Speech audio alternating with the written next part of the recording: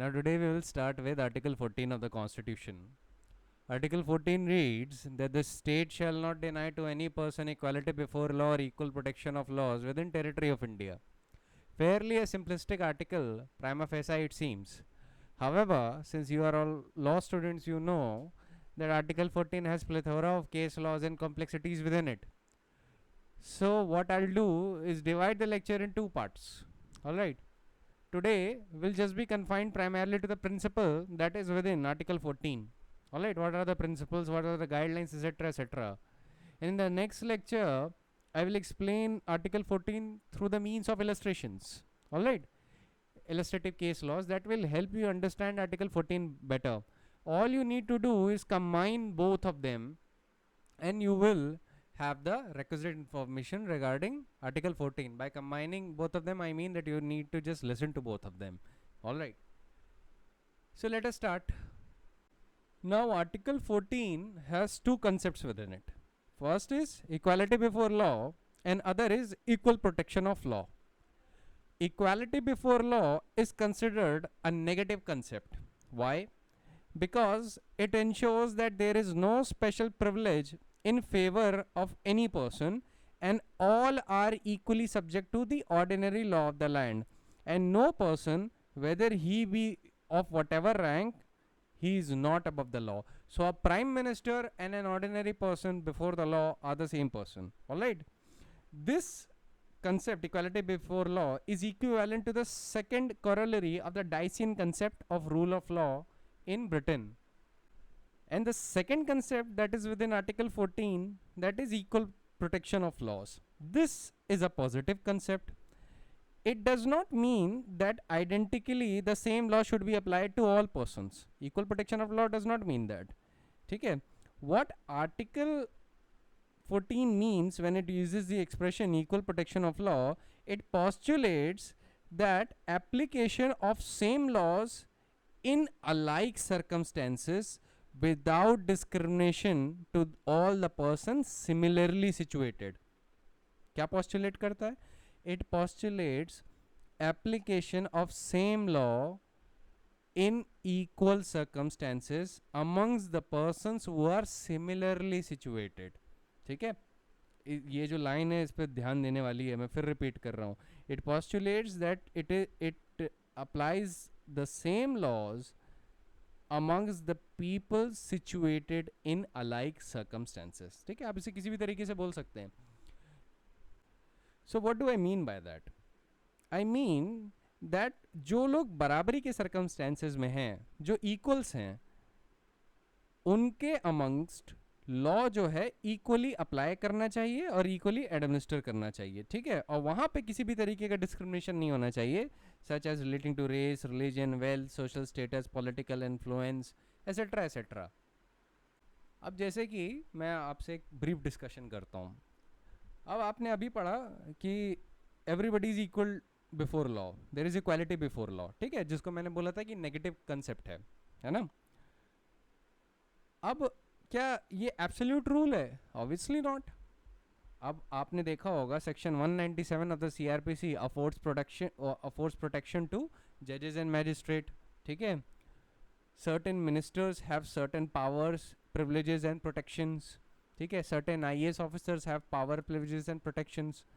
तो उनके लिए वो स्पेशल रूल्स हैं पर आपके लिए नहीं, है ना. तो आप उसको एक रूडिमेंट्री लेवल पे क्या ये बोलेंगे कि आर्टिकल 14 का वायोलेशन है? नो, क्योंकि वहां पे सेकंड प्रिंसिपल भी अप्लाई करेगा, क्योंकि वो person is a class by itself.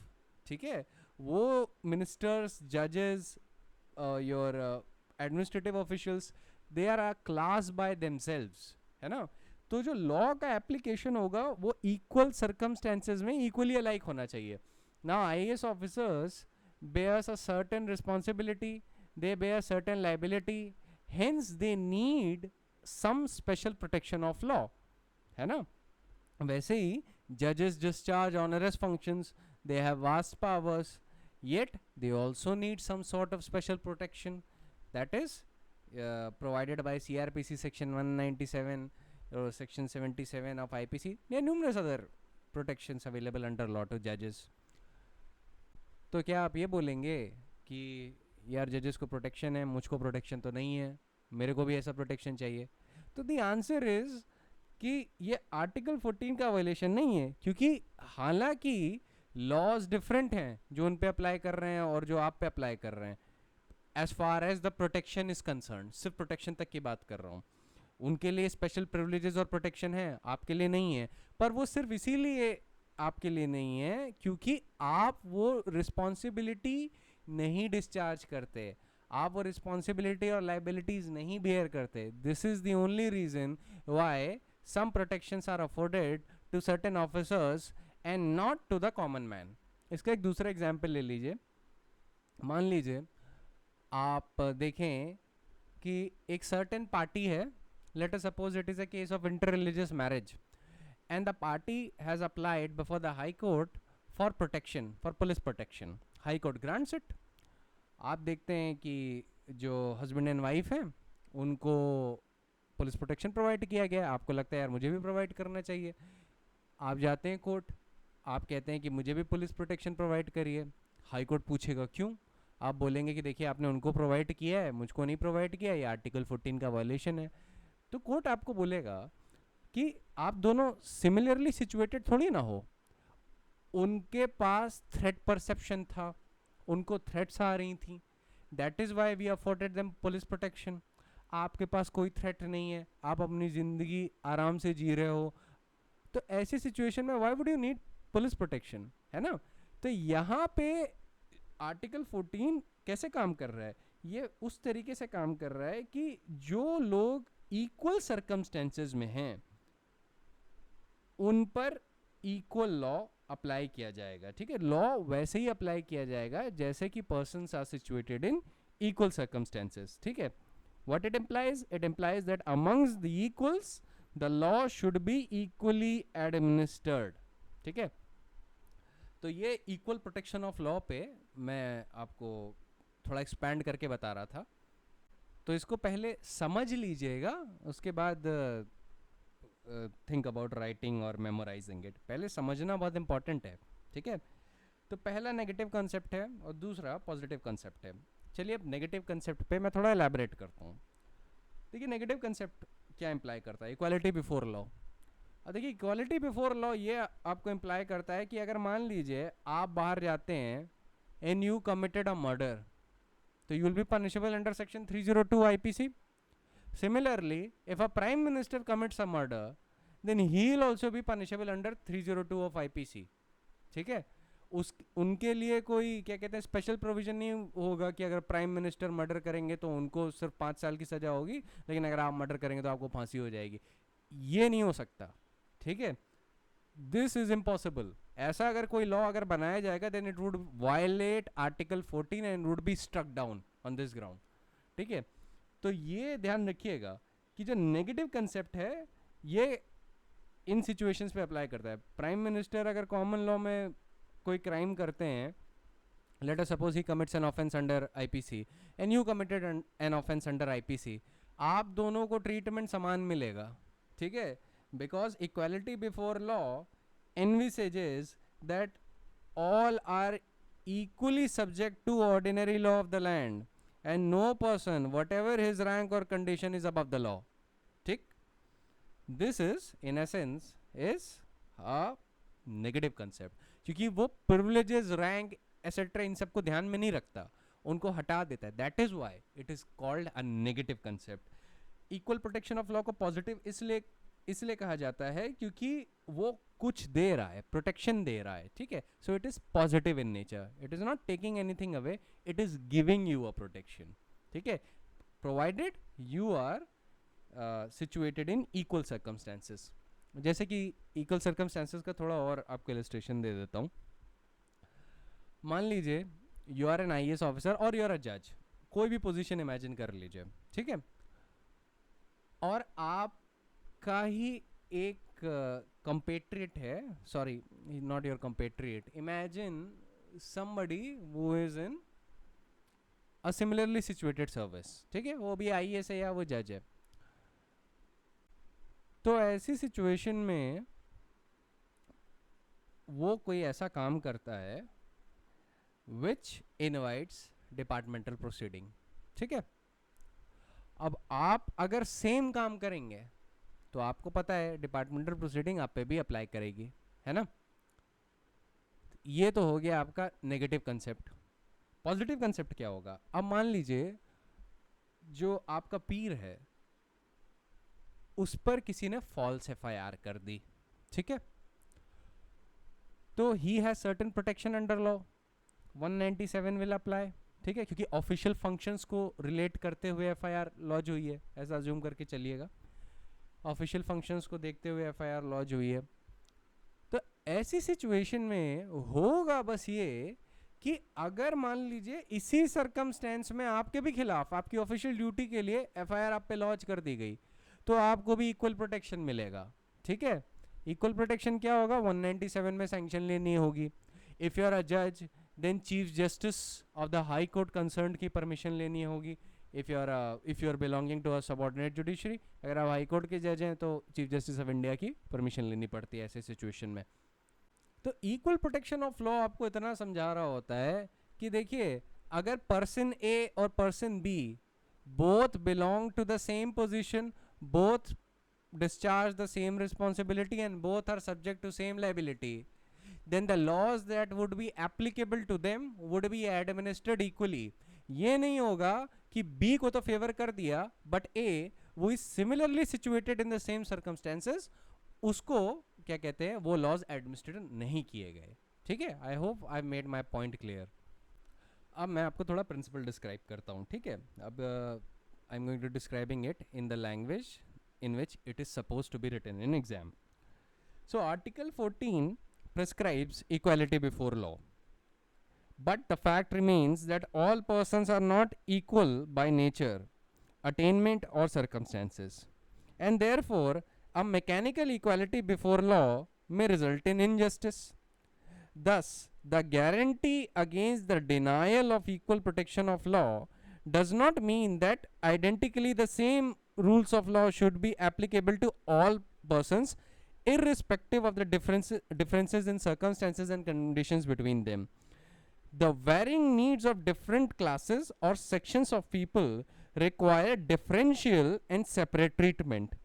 The legislature is required to deal with diverse problems arising out of an infinite variety of human relations.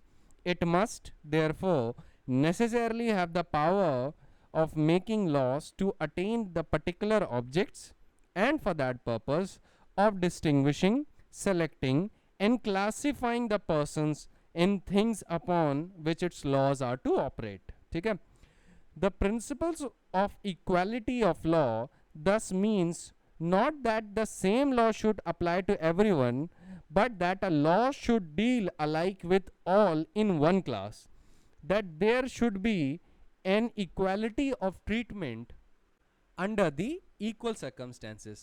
It means that equals should not be treated unlike and unlikes should not be treated alike.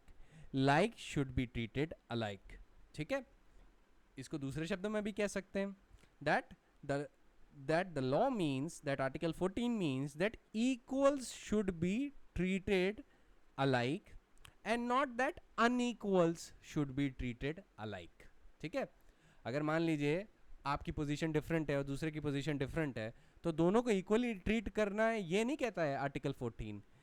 जब आपकी situation एक है और दूसरे की भी situation एक है, यही कहता है आर्टिकल 14। इस सिचुएशन में दोनों को आपको एक ही साथ इक्वली ट्रीट करना है और लॉ को इक्वली एडमिनिस्टर करना है। ठीक है, always remember Article 14 means that equals should be treated alike. It does not mean that unequals ought to be treated equally. ठीक है, this is why जब आप लॉस को डिटेल में पढ़ते हैं तो आप पाएंगे कि सर्टेन कंपनीज को कुछ प्रोटेक्शन प्रोवाइडेड है, सर्टेन पर्सन्स जो गवर्नमेंटल फंक्शंस परफॉर्म करते हैं उनको एक सर्टेन प्रोटेक्शन प्रोवाइडेड है, गवर्नमेंट इटसेल्फ को सर्टेन प्रोटेक्शन प्रोवाइडेड है, और जजेस, मिनिस्टर्स, इनको कोई प्रोटेक्शन प्रोवाइडेड है, एसेट्रा। जब आप ये सारी चीज़ें देखते हैं तो आपको ये बात समझ में आएगी कि देखिए लॉज एग्जिस्ट कर रहे हैं और ये वैलिड भी हैं अंडर आर्टिकल 14।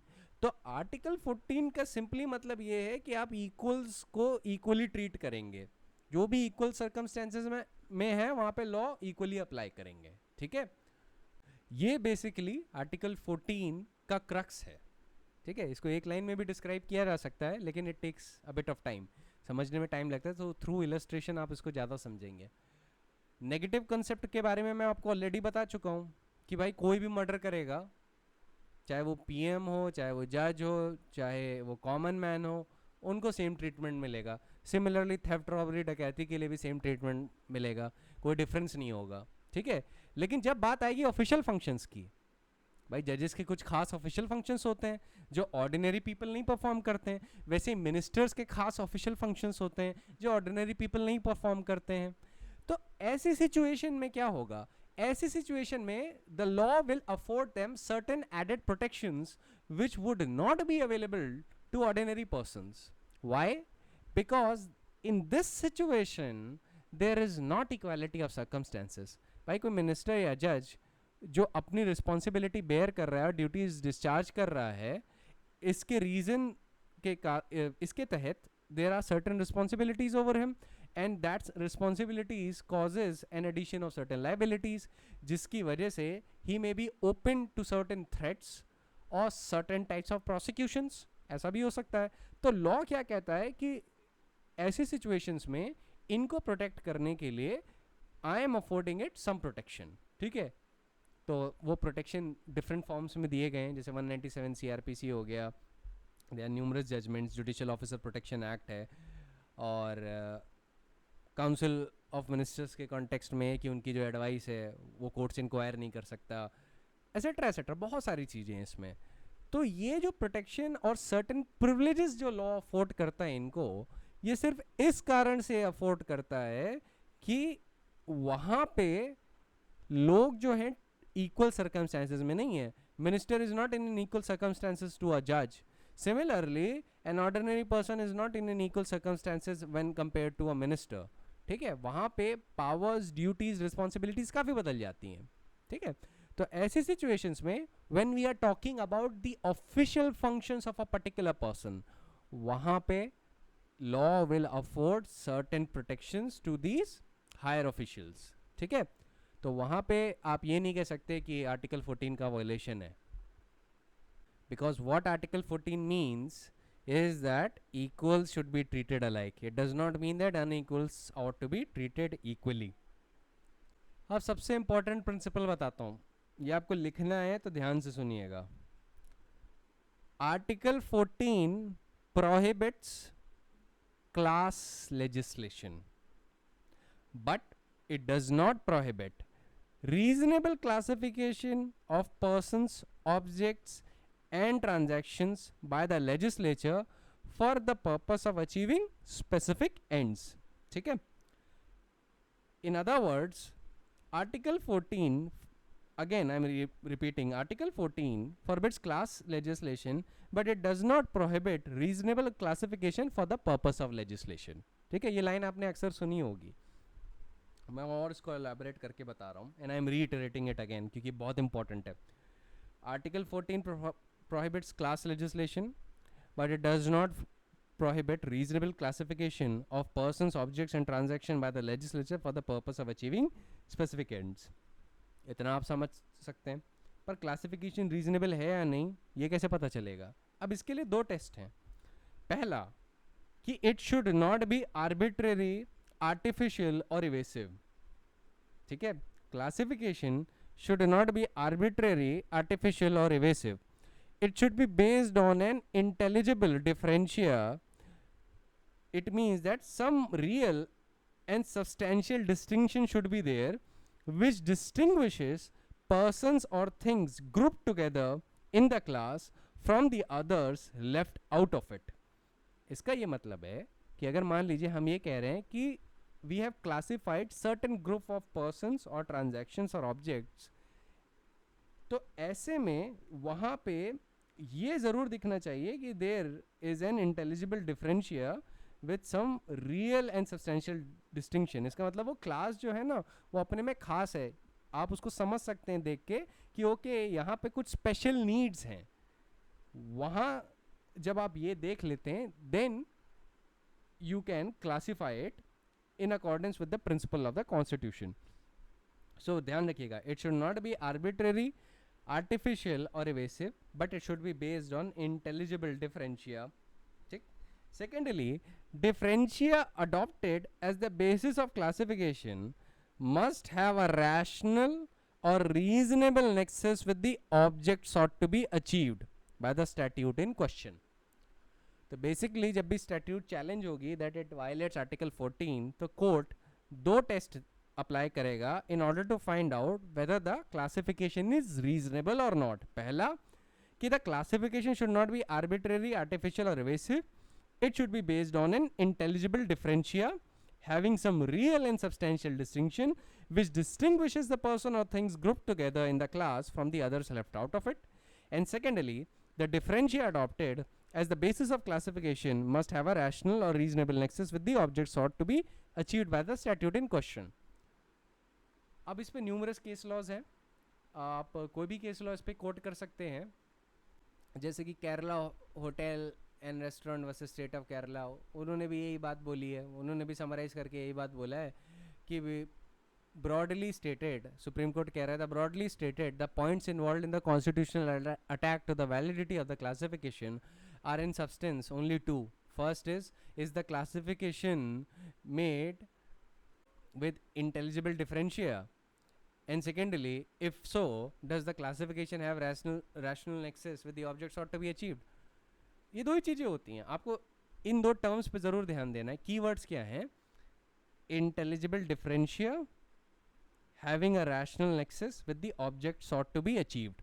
ये कीवर्ड्स हैं इन दोनों प्रिंसिपल्स में, तो इन पे फोकस करिएगा. अब मैं ये बात बहुत अच्छे से समझता हूँ कि merely repeating the same words would not make you understand what do we mean by intelligible differentia, है ना. अब इंटेलिजिबल डिफरेंशिया अब ऐसे समझिए, मैं आप एक इलस्ट्रेशन यूज़ करता हूँ. मान लीजिए पार्लियामेंट एक लॉ पास करती है, मान क्या लीजिए लॉ है कि minors are incapable of contracting until they attain the age of majority, या persons of unsound mind are incapable of entering into a contract during the period of which they are of unsound mind. कि मतलब जब तक वो insanity की influence में है या unsound mind में है, तब तक they are incapable of entering into a contract. Similarly, a minor is also incapable of entering into a contract. तो इसमें क्लासिफिकेशन जब हम गौर करेंगे तो आपको क्या मिलता है? आपको पहले एक चीज़ ये मिलेगी कि क्लासिफिकेशन हुआ है माइनर्स का और पर्सन्स ऑफ अनसाउंड माइंड का. प्रोहिबिशन किस चीज़ से है? प्रोहिबिशन इस बात को लेके है कि वो कॉन्ट्रैक्ट नहीं कर सकते, ठीक है. और ऑब्जेक्ट क्या है इसका? ऑब्जेक्ट यहाँ पे ये है to protect the interest of minors and the person of unsound mind.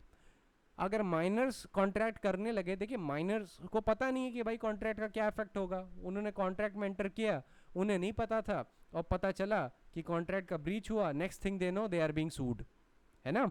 तो माइनर्स के इंटरेस्ट को प्रोटेक्ट करने के लिए ये लॉ है. तो मान लीजिए कोई पर्सन इस बात को चैलेंज करता है, जैसे अडल्ट, मान लीजिए वो कहता है कि जैसे अडल्ट कॉन्ट्रैक्ट में एंटर कर सकते हैं वैसे माइनर्स को भी करना चाहिए. तो व्हाट विल द कोर्ट से? इनफैक्ट जब ये प्रोविजन टेस्ट किया जा रहा होगा तो कोर्ट ये देखेगा कि what is the purpose of classification. Court देखेगा the purpose of classification is protection of the interest of minors. Is the classification arbitrary और artificial? The court will say no. Minors को ऑब्वियसली उतना दुनिया की जानकारी नहीं होती है जितना अडल्ट्स को होती है. Imagine your self 10 years before. 10 साल पहले क्या आपको उतनी इन्फॉर्मेशन थी जितनी आपको आज है? The answer is obviously not. Now you know the world better, है ना. तो माइनर्स के इंटरेस्ट को बचाने के लिए लेजिस्लेचर ने लॉ एनैक्ट किया था कि the minors are incapable of entering into a contract. Similarly the unsound person is also similarly situated in the position of a minor because he is incapable of understanding the contract during the period in which his unsoundness last, है ना. तो ऐसी situation में आपको यही दोनों test apply करने होंगे और आप इसी कंक्लूजन पे आ जाएंगे कि देखिए क्लासिफिकेशन हुआ है, पर classification is not arbitrary, it is based on an intelligible differentia and it has some real and substantial distinction. तो intelligible differentia having real and substantial distinction क्या है कि भाई वो माइनर्स हैं और पर्सन ऑफ अनसाउंड माइंड है, ठीक है. इनमें और बाकियों में क्या डिफरेंस है कि भाई अडल्ट जो है वो पर्सन ऑफ कॉम्पिटेंट माइंड है, ठीक है, उनको ज़्यादा जानकारी है, वो एज ऑफ मेजोरिटी के हैं. और अनसाउंड माइंड और अडल्ट में जो अनसाउंड माइंड और उनमें क्या डिफरेंस है जो सेन माइंड के हैं. ऑब्वियसली ये डिफरेंस है कि अडल्ट सेन माइंड के हैं और दूसरा अनसाउंड माइंड का है ना. तो intelligible differentia is there and it is distinguishing persons group together in the class from the others which are left out of it, ठीक है. अब दूसरा टेस्ट क्या है? दूसरा टेस्ट है whether differential adopted as the basis of classification have a rational or reasonable nexus with the object sought to be achieved by the statute. The answer is yes. यहाँ पे जो मैंने आपको बताया कि minors and unsound persons are incapable of entering into a contract, इसका purpose क्या है? What is the object of this provision under the Indian Contract Act? If you don't know, section 11 में है ये provision. The object is that legislature intends to protect the interest of minors and interest of the persons who are of unsound mind. That is why they have prohibited them from entering into a contract. अगर वो contract में enter करते तो void होगा. Legislature कहता है these persons are incapable of entering into a contract, ठीक है. तो जो differentia adopted है उसको टेस्ट किया जाएगा कि does it has a rational nexus with the object sought to be achieved. हमारी प्रॉब्लम में object sought to be achieved है protection of the interest of minors. Then the answer would be yes. कि yes, the classification does have a rational and reasonable nexus with the object sought to be achieved. तो ये article 14 का violation नहीं करेगा, ठीक है. It is a fairly simple illustration to understand. But अब इसको मैं पलट देता हूँ कब इसका वायलेशन हो जाएगा. मान लीजिए पार्लियामेंट और state legislature were to enact a law and say कि जिन लोगों के बाल काले रंग के हैं वो कॉन्ट्रैक्ट में एंटर कर ही नहीं सकते, ठीक है. और parliament late us suppose object भी लिख देती है ऐसा स्टैट्यूट में कि आर हमने ये ऐसा प्रोविजन इसलिए बनाया है because we believe that the persons who have black hair will often result in breach of a contract, ठीक है, will result in breach of a contract. और इन लोगों की ऐसी टेंडेंसी होती है, काले बाल वालों की ऐसी टेंडेंसी होती है कि वो कॉन्ट्रैक्ट का ब्रीच कर देते हैं, वो वैल्यू नहीं करते कॉन्ट्रैक्ट को. तो आप एक चीज़ खुद सोचिए कि क्लासिफिकेशन तो है, काले बाल वाले लोग को आप क्लासिफाई कर सकते हैं और डिफरेंट कर सकते हैं कि भाई कुछ लोगों के बाल भूरे होते हैं, कुछ लोगों के बाल ब्लॉन्ड भी हो सकते हैं. तो आप क्लासिफिकेशन तो कर रहे हैं पर क्लासिफिकेशन रीजनेबल नहीं है यहाँ पर, ठीक है. और ना ही इसका कोई इंटेलिजिबल डिफरेंशिया है with the object sought to be achieve. यहाँ पे object sought to be achieve is to prevent the breach of contract. काले बाल वाले लोग कॉन्ट्रैक्ट को ब्रीच करेंगे, इसका कोई रैशनल और रीजनेबल नेक्सस नहीं है. और ऊपर से क्लासिफिकेशन इटसेल्फ इज आर्बिट्रेरी, है ना. तो याद रखिएगा कि it is not enough that the legislature has just classified it.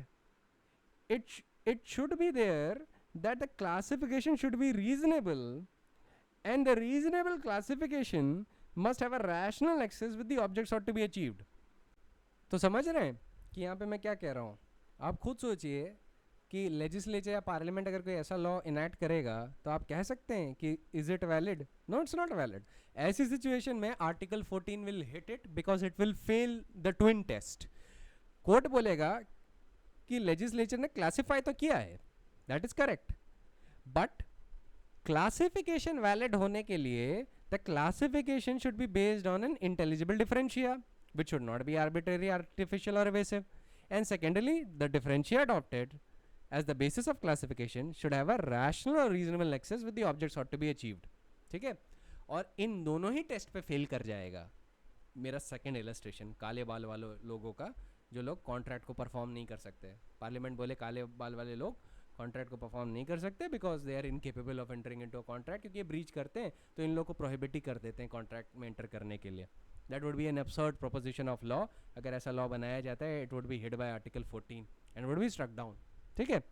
Similarly अगर मान लीजिए पार्लियामेंट ऐसा लॉ बना दे कि people wearing blue shirts are prohibited from entering into a contract, या ये कह दे people wearing red shirts are not entitled to vote, और दोनों ही सिचुएशन में लेट अस सपोज एक वेग सा आर्ग्यूमेंट ये है कि जो ऑब्जेक्ट है लेजिस्लेचर का और जो रीजन है लेजिस्लेचर का, ऑब्जेक्ट को छोड़ दीजिए, जो रीजन है लेजिस्लेचर का वो ये है कि वो कहता है कि ब्लू शर्ट पहनने वाले लोग कैरेक्टर के ठीक नहीं होते और जो रेड शर्ट पहनते हैं वो बेसिकली इररेलेवेंट ग्राउंड पे वोट करते हैं, तो उनको वोट करने से प्रोहिबिट कर देना चाहिए.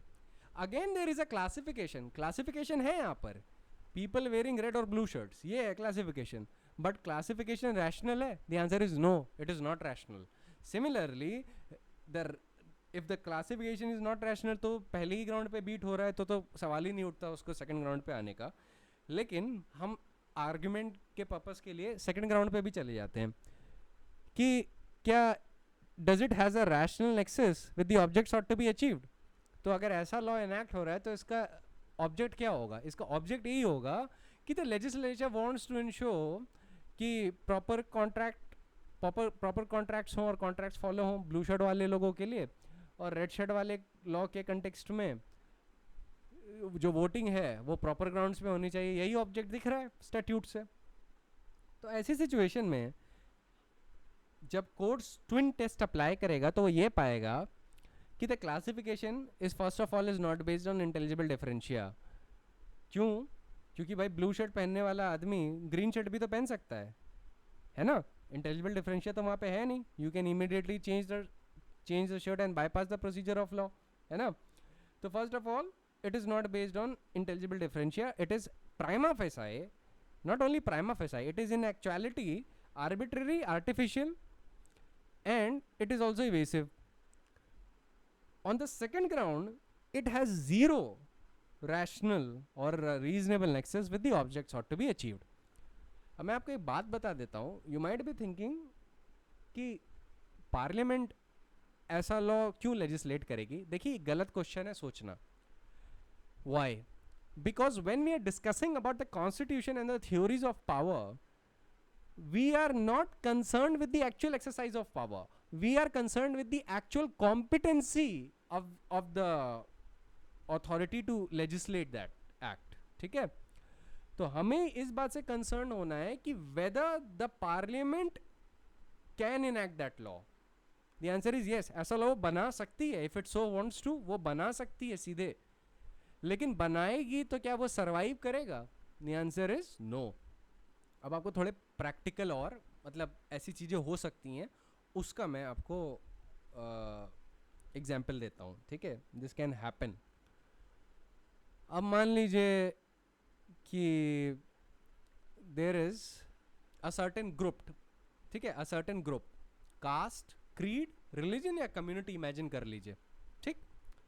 अब एक सर्टेन रिलीजियस ग्रुप है, government doesn't like them, government has majority in parliament, और गवर्नमेंट लॉ एनैक्ट करती है और कहती है कि if a person belonging to this particular religious group, caste और community commits murder, then only and only death penalty shall be awarded to them. ठीक. Similarly एक और लॉ पार्लियामेंट इसी कम्युनिटी और रिलीजियस ग्रुप के कॉन्टेक्स्ट में enact करती है कि दिस पर्टिकुलर रिलीजन और community has to wear certain badges in order for them to be identified in public. ठीक है. अभी दो लॉ इनैक्ट किए गवर्नमेंट ने. ये लॉ चैलेंज हो जाएगा आर्टिकल 14 में, क्योंकि ऑर्डिनरी पर्सन्स के लिए जब वो मर्डर करेंगे, अगर मान लीजिए किसी ऑर्डिनरी पर्सन ने मर्डर किया, तो या तो लाइफ इम्प्रिजनमेंट मिलता है या तो डेथ पेनल्टी मिल सकती है. ठीक है. वहाँ पे मैंडेटरीली डेथ पेनल्टी का क्लॉज नहीं है. पर यहाँ पे government having a majority in the parliament has enacted a law. Law is always enacted by parliament. Terminologies पे बहुत क्लियर रहिएगा. लॉ है has to be always enacted by parliament. Government never enacts a law.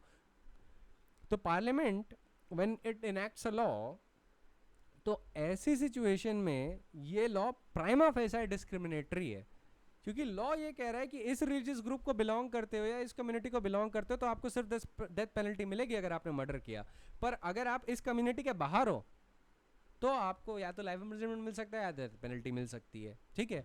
This law would be hit by article 14. It would straight away will be hit by article 14, क्योंकि यहाँ पे classification is not reasonable, not at all reasonable. Secondly it has no rational nexus with the object sought to be achieve. ध्यान रखिएगा, पहले ही test पे fail हो जाएगा तो सेकंड टेस्ट पे जाने की उतनी कोई जरूरत ही नहीं है. When the classification itself is not reasonable, there is no point in finding out whether it has a rational nexus with the object sought to be achieved. But for the sake of argument, let us try to find out the rational nexus with this object sought to be achieved. तो पहली बात तो rational nexus के इस शब्द पे गौर कर लेते हैं. Is the nexus rational? The answer is no. How is it that belonging to a particular community and committing a particular crime makes you prone to death penalty, while if the same crime is committed by any other community, then you may be awarded life imprisonment or death penalty, either of those two, है ना. तो यहाँ पे there is a discrimination, और ऐसे discrimination की situation पे it would be hit by article 14. ठीक है. I hope I made my point clear. फिर थोड़ा आगे बढ़ते हैं. ध्यान रखिएगा ये दो ट्विन चीज़ें इंपॉर्टेंट है. आर्टिकल 14 का कभी भी आंसर कंप्लीट ही नहीं हो सकता जब तक आपने ट्विन टेस्ट नहीं मेंशन किए, ठीक है. तो मैंने आपको बता दिया है. पहला क्या होता है, in order to find out whether the classification is reasonable और नॉट, दो टेस्ट फॉलो होता है. मैं फिर रिटरेट किए दे रहा हूँ जिससे आपके दिमाग में बैठ जाए. पहला, it should not be arbitrary, artificial or evasive. It should be based on intelligible differentia, ठीक है, having some real and substantial distinction. यहाँ पे कीवर्ड क्या है, intelligible differentia. यही एग्जामिनर गौर कर रहा होगा कि ये वर्ड्स लिखे हैं या नहीं, ठीक है. आगे बढ़ता हूँ. Such intelligible differentia must distinguish person or things grouped together in the class from the others left out of it, ठीक. Second, the differentia adopted as the basis of classification must have a rational or reasonable nexus with the object sought to be achieved by the statute in question. यहाँ पे keyword क्या है, reasonable nexus, rational या reasonable nexus, ये keyword है. तो ये दो टेस्ट याद रखिएगा, ठीक है. साथ में ये भी बात याद रखिएगा, article 14 forbids class legislation but does not forbid classification for the purpose of legislation. अब क्लासिफिकेशन प्रॉपर है या नहीं, इसके लिए ये दो टेस्ट अप्लाई किए जाते हैं. अच्छा, इसका भी एग्जांपल दे देता हूँ कि what do you mean by class legislation. अब मान लीजिए अगर government were to enact a law and it says कि ये जो पर्टिकुलर लॉ है ये ब्राह्मणों पे अप्लाई होगा. ये जो पर्टिकुलर लॉ है, तीन सेट ऑफ लॉज, तीन क्या चार पांच सेट ऑफ लॉज इमेजिन कर लीजिए कि एक particular set of laws is only for Brahmins, कि ये ब्राह्मणों का कंप्लीट कोड है कि वो क्राइम करेंगे, पनिशमेंट क्राइम करेंगे तो क्या पनिशमेंट होगा, उनका कोर्ट प्रोसेस क्या होगा, या उनके लिए क्या क्या प्रिविलेजेस होंगे, एसेट्रा एसेट्रा. तो ये एक particular set of law parliament enact किया. वैसे ही क्षत्रिय कम्युनिटी के लिए फिर एक particular set of law enact किया. वैसे ही इट केप्ट ऑन गोइंग. हर कम्युनिटी और रिलीजियस ग्रुप के लिए वो एक लॉ इनैक्ट कर रहा है. हिंदू ग्रुप के लिए एक अलग क्रिमिनल लॉ और social law, employment law, etcetera etcetera, या सर्विस लॉ वो इनैक्ट करती जा रही है. वैसे ही मुस्लिम ग्रुप के लिए अलग लॉ इनैक्ट करती जा रही है. वैसे क्रिश्चियन ग्रुप के लिए अलग लॉ इनैक्ट करती जा रही है, ठीक है. ये सब वो करती जा रही है. और इन सारे लॉज में उन कम्युनिटीज़ का सेपरेट क्रिमिनल लॉ भी शामिल है. तो ऐसी सिचुएशन में ये क्लास लेजिस्लेशन कहलाता है, ठीक है. ये क्लास लेजिस्लेशन है. क्लास लेजिस्लेशन का क्या मतलब हुआ कि आप लेजिस्लेट कर रहे हो लोगों की क्लास की बेसिस पे, लोगों की कास्ट की बेसिस पे, लोगों की कम्युनिटी या रिलीजियस फेथ के बेसिस पे. ये आर्टिकल 14 सीधे प्रोहिबिट करता है. ये आप कर ही नहीं सकते. करेंगे तो क्या होगा, स्ट्रक डाउन हो जाएगा, ठीक है. तो याद रखिएगा, क्लास लेजिस्लेशन इज प्रोहिबिटेड, ठीक है. या लेट अस सपोज पार्लियामेंट या स्टेट लेजिस्लेचर ऐसा लॉ इनैक्ट करे कि फेयर स्किन वालों के लिए अलग लॉ है और ब्लैक स्किन वालों के लिए अलग लॉ है. Again this is class legislation. ठीक है, वैसे ही अमीरों के लिए अलग लॉ है. मतलब late us suppose that person is having multi million dollars या इज़ अ बिलियनियर. ठीक, तो उनके लिए अलग लॉ है या उनके लिए अलग ही लीगल सिस्टम है. And if you are a poor then you have a different legal system. This is not allowed by the constitution. Article 14 will prohibit it because it is a class legislation. यहाँ पे legislation class के basis पे हो रहा है. अब class आपका religious group, caste group, racial group, your creed के basis पे, appearance के basis पे, किसी भी basis पे हो सकता है. ठीक है, तो class legislation is prohibited. लेकिन reasonable classification for the purpose of legislation is not prohibited. ठीक है, याद रखिएगा इसको. अब मैं एक और दूसरी बात करता हूँ कि what is the object of article 14. See the object of article 14 is to secure to all persons, citizens or even non-citizens the equality of status and opportunity which is referred to in the preamble of our constitution. याद रखिएगा, what is the first promise of our constitution? When we read the preamble we can see the first promise. The first promise is justice. ठीक, social, economical and political. Second promise is liberty of thought, expression, belief, faith and worship. And the third promise is equality of status and opportunity. तो fundamental rights में जो आप article 14 to 18 देख रहे हैं, जिसके ऊपर अगर आप कॉन्स्टिट्यूशन का बेयर टेक्स्ट आपके पास होगा तो उसमें आप एक छोटी सी हेडिंग देखेंगे आर्टिकल 14 के ऊपर. वो कहेगा कि deals with right to equality, है ना. बेयर टेक्स्ट का अगर कॉन्स्टिट्यूशन है, बेयर एक्ट का टर्म नहीं यूज़ किया जाता है कॉन्स्टिट्यूशन के कॉन्टेक्स्ट में. You always use the term bare text of the constitution. Why? क्योंकि bare acts are enacted by parliament and constitution was not enacted by parliament, it was made by constituent assembly. So you will say bare text of the constitution, not bare act. That is why I am using this term. ध्यान रखिएगा. तो जब आप article 14 देखते हैं तो article 14 के ऊपर एक छोटी सी हेडिंग है, right to equality. Right to equality कहाँ से कहाँ तक है? आर्टिकल 14 से लेके आर्टिकल 18 तक है. पर्पस क्या है इसका? Purpose of these articles is to afford the citizens and non-citizens also, or all the people who are within the territory of India, the equality of status and of opportunity. ये main purpose है. ठीक है, तो याद रखिएगा preamble में जो आप जस्टिस, लिबर्टी और इक्वालिटी और फैटर्निटी देखते हैं, ये आइडल डेक्लेरेशंस नहीं है कॉन्स्टिट्यूशंस के. कॉन्स्टिट्यूशन के ये आइडल डेक्लेरेशन नहीं है. These are actually the promise of the constitution, the promises of the constitution. What is that? Justice, liberty, equality and fraternity. ठीक, फर्स्ट प्रॉमिस इज जस्टिस. और ये जो स्ट्रक्चर आप देखते हैं ना प्रियम्बल में, ये बहुत डेलिबरेटली थॉट आउट है. याद रखिएगा, बिना जस्टिस के तो बाकी के जितने प्रोमिसेस हैं फेल हो जाते हैं. अगर जस्टिस, सोशल, इकोनॉमिक और पॉलिटिकल नहीं अफोर्ड कर पाएंगे तो liberty of thought, expression, belief, faith and worship नहीं हो सकता. और जब लिबर्टी नहीं होगी तो equality of status, of opportunity और भूल जाइए. और जब इनइक्वालिटी होती है समाज में तो फ्रेटर्निटी कभी नहीं हो सकती. समझ रहे? याद रखिएगा. वैसे अभी मैं प्रियम्बल पे डिस्कशन नहीं कर रहा, पर क्योंकि ब्रीफ बात आ गई है तो मैं आपको बता दूं, प्रियम्बल पे अलग से डिस्कशन होगा हमारा, उस पर एक अलग से लेक्चर होगा. तो जब आप देखते हैं ना प्रियम्बल में ये 4 promises, justice, liberty, equality and fraternity का प्रॉमिस, ये बड़े ही वेल थॉट आउट हैं और बड़े स्ट्रक्चर में है. ये बिना जस्टिस के, first promise of the constitution is justice. ये पहला प्रॉमिस है कॉन्स्टिट्यूशन का. And it is the duty of the court to ensure justice to its people. तभी कॉन्स्टिट्यूशन ने फंडामेंटल राइट्स का प्रोटेक्शन किसको दिया? कोर्ट्स को. ठीक है, मतलब सिर्फ जुडिशरी की जिम्मेदारी नहीं होती है, लेजिस्लेचर की भी जिम्मेदारी होती है. Legislature can legislate for justice, but primarily it is the duty of the court to ensure justice.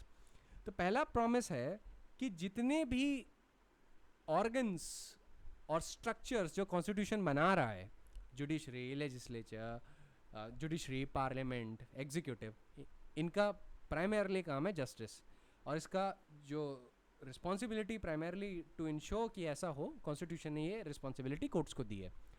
तो the first promise is justice. Justice कौन सा? सोशल, सोसाइटी में, इकोनॉमिकल और पॉलिटिकल. ठीक, this is the first promise. अगर ये first promise नहीं perform हुआ तो सेकंड प्रॉमिस नहीं परफॉर्म हो सकता. बिना फर्स्ट प्रॉमिस के सेकंड प्रॉमिस हो ही नहीं सकता. Liberty of thought, expression, belief, faith and worship हो ही नहीं पाएगा. फिर लिबर्टी नहीं रहेगी. बिना जस्टिस के लिबर्टी नहीं रह सकती. क्योंकि अगर जस्टिस नहीं होगा तो मान लीजिए प्रेजेंट गवर्नमेंट के खिलाफ या किसी भी गवर्नमेंट के खिलाफ आपने कुछ बोला, या किसी हायर रैंकिंग पर्सन के खिलाफ आपने कुछ बोला, तो वो आपके खिलाफ लीगल प्रोसेस शुरू कर देगा. तो लिबर्टी तो आपके पास रहेगी ही नहीं अगर जस्टिस नहीं होगा, है ना. Without the mechanism of justice liberty can not B insured, and without the liberty equality of status and opportunity can not B insured, है ना. जब समाज में समानता नहीं होगी, equality of status and opportunity नहीं होगी, तो समाज में फ्रेटर्निटी नहीं हो सकती. That is the fourth promise of the constitution. Fourth promise of the Constitution is fraternity, assuring dignity of individual and unity and integrity of the nations. अगर कोई बहुत अमीर है और बाकी सब गरीब हैं तो इक्वालिटी तो हुई नहीं ना. और जब समानता नहीं होती है समाज में तो फ्रेटर्निटी भी नहीं हो सकती है, याद रखिएगा. सो जो आप प्रेम्बल में ये जो चार चीज़ें देख रहे हैं, justice, liberty, equality and fraternity, ये स्ट्रक्चर्स हैं और ये सीक्वेंस है. इस सीक्वेंस को ऊपर नीचे आप नहीं कर सकते हैं. बिना जस्टिस के लिबर्टी नहीं हो सकती, बिना लिबर्टी के इक्वालिटी नहीं हो सकती, बिना इक्वालिटी के फ्रेटर्निटी नहीं हो सकती. याद रखिएगा इसको. Coming back to article 14. Now article 14 is saying कि its primary object is to ensure the equality to all of its citizens or non-citizens, whoever is situated within the territory of India. और article 14 to 18 किस context में? ये preamble के ही context में है. In order to ensure equality of status and opportunity. ठीक है, ध्यान रखिएगा. अब मैं कुछ प्रिंसिपल समराइज किए देता हूँ, आप उनको लिख लीजिएगा. I have gathered these principles through numerous case laws. ठीक है, हालांकि आपके स्टडी नोट्स में आपके मिल जाएंगे, लेकिन एक तरीके की मैं आपको समरी बताए दे रहा हूँ प्रिंसिपल्स की. देखिए, पहला प्रिंसिपल जो है आर्टिकल 14 के कॉन्टेक्स्ट में वो ये है कि a law may be constitutional even though it relates to a single individual if on account of some special circumstances that single individual may be treated as a class by itself. Secondly, there is always a presumption in the favour of the constitutionality of the statute.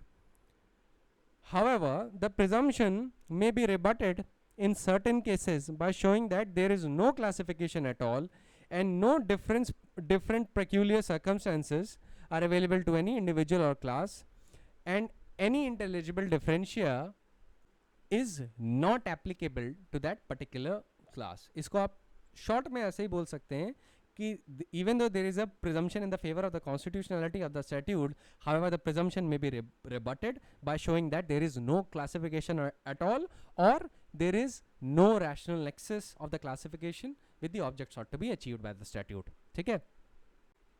Now, in order to sustain the presumption of constitutionality, the court may take into consideration matters of common knowledge, the history of times, and may assume every state of fact which can be conceived existing at the time of legislation.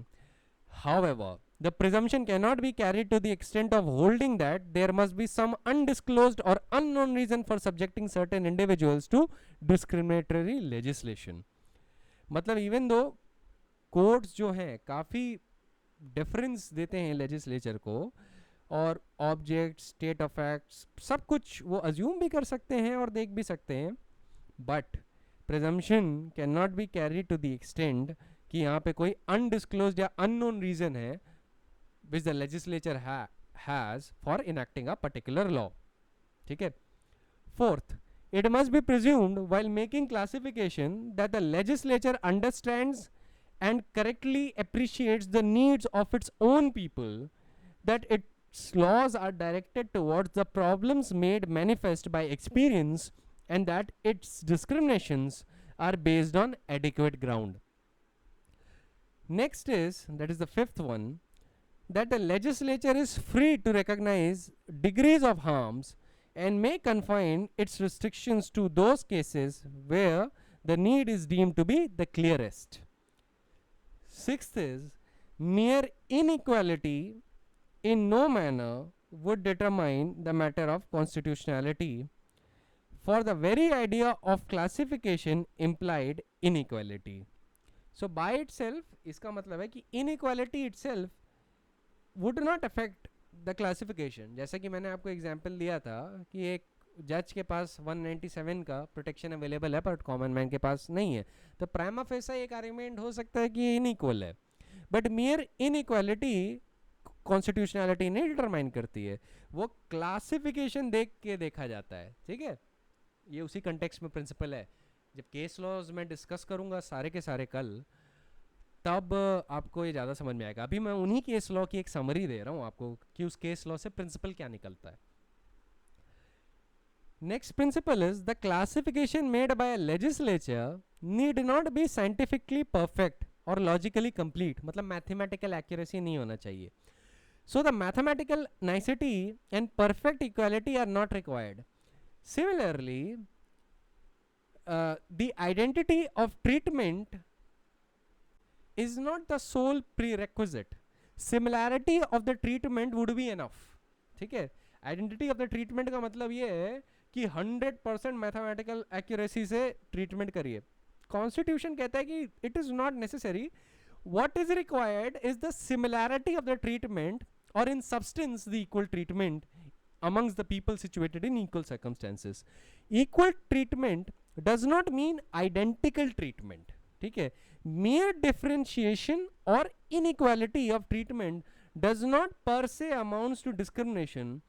It does not matter that there are some categories distributed across the dividing line, as long as there is a broad discernible classification based on an intelligible differentia.